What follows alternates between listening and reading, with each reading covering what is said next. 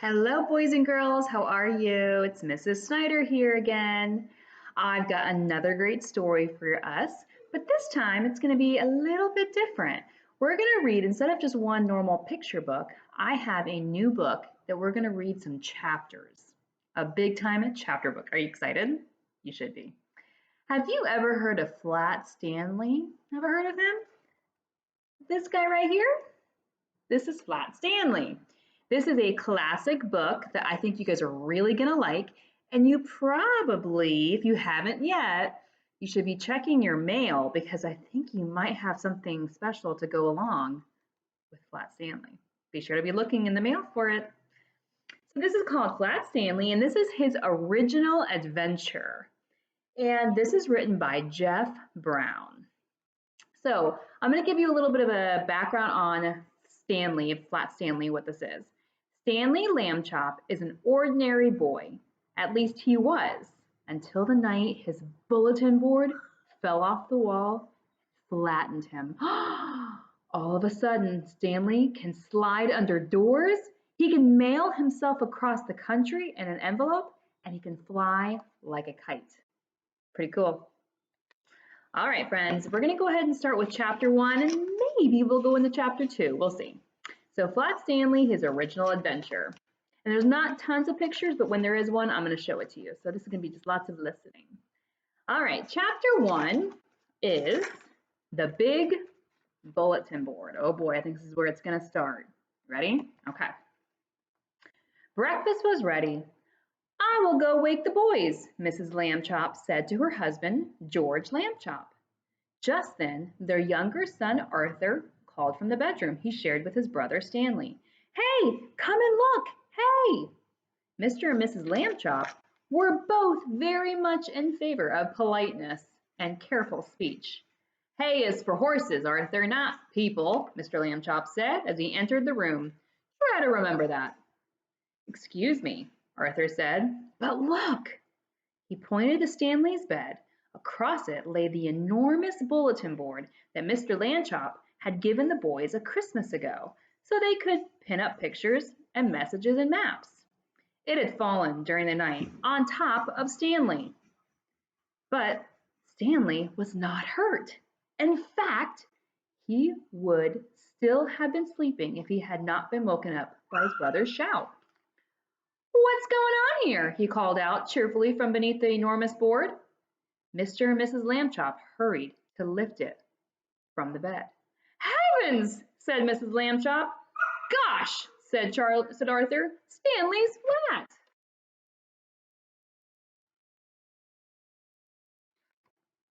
Oh boy.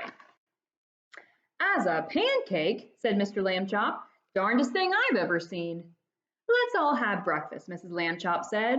Then Stanley and I will go see Dr. Dan and hear what he has to say. In his office, Dr. Dan examined Stanley all over. How do you feel? He asked. Does it hurt very much?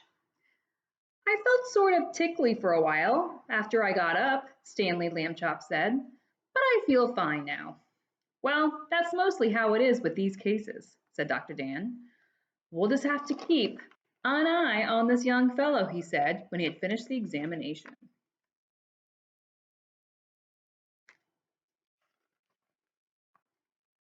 Sometimes we doctors, despite all of our years of training and experience, can only marvel at how little we really know. Mrs. Lambchop said she thought Stanley's clothes would have to be altered by the tailor now, so Dr. Dan told his nurse to take Stanley's measurements. Mr. Lambchop, or Mrs. Lambchop, wrote them down. Stanley was 4 feet tall, about a foot wide, and half an inch thick.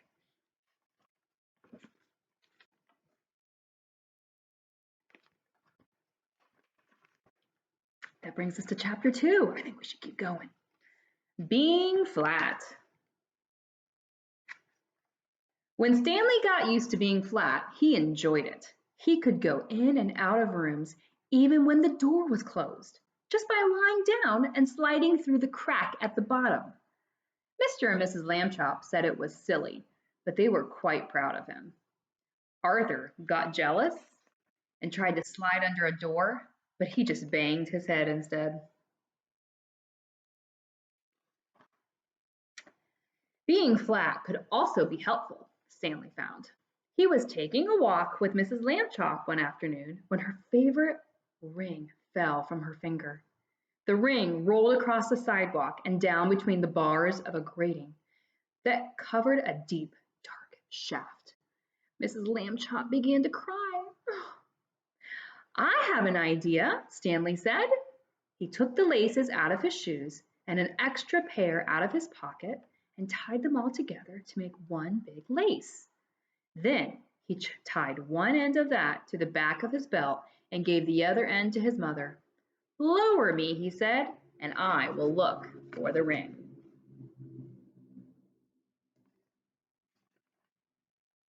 Thank you, Stanley, Mrs. Lambchop said. She lowered him between the bars and moved him carefully up and down from side to side so that he could search the whole floor of the shaft. Two policemen came by and stared at Mrs. Lambchop as she stood holding the long lace that ran down through the grating. She pretended not to notice them. What's the matter, lady? The first policeman asked. Is your yo-yo stuck? I'm not playing with a yo-yo, Mrs. Lambchop said sharply. My son is at the other end of this lace, if you must know.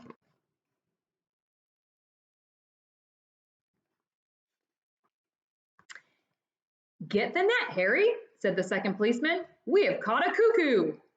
Just then, down in the shaft, Stanley cried out, Hooray! Mrs. Lambchop pulled him up and saw that he had the ring. Good for you, Stanley, she said.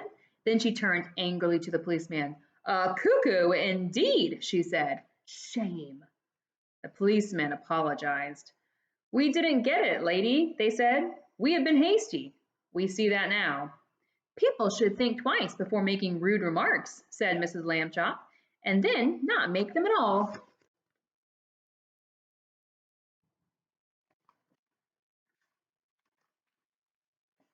The policeman realized that was a good rule and said they would try to remember it.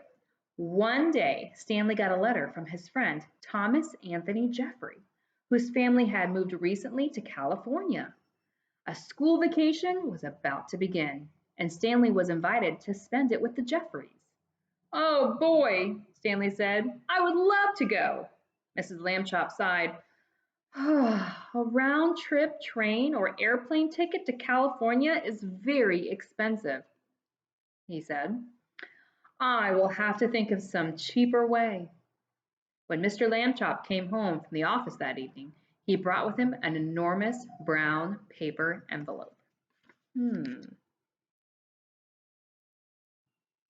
I wonder what he's going to do. Now then, Stanley, he said, try this for size. The envelope fit Stanley very well. There was even room left over, Mrs. Lambchop discovered, for an egg salad sandwich made with thin bread and a toothbrush case filled with milk. They had to put a great many stamps on the envelope to pay for both airmail and insurance, but it was still much less expensive than a train or an airplane ticket to California.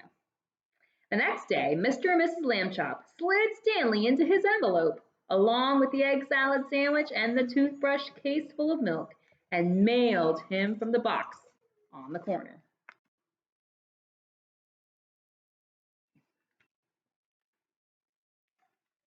The envelope had to be folded to fit through the slot, but Stanley was a limber boy, and inside the box he straightened right up. Mrs. Lambchop was nervous because Stanley had never been away from home alone before. She rapped on the box. Can you hear me, dear? She called. Are you all right? Stanley's voice came quite clearly. I'm fine. Can I eat my sandwich now?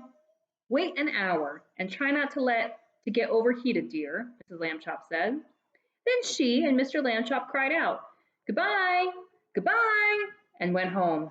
Stanley had a fine time in California.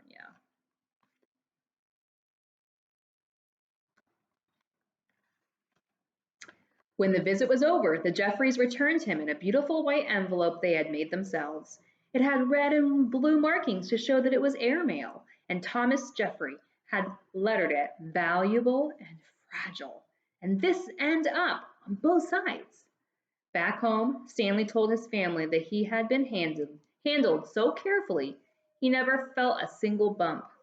Mr. Lambchop said it proved that jet planes were wonderful, and so was the Postal Service. That was, and that this was a great age in which to live. Stanley thought so too. All right, that's going to take us up to chapter 3.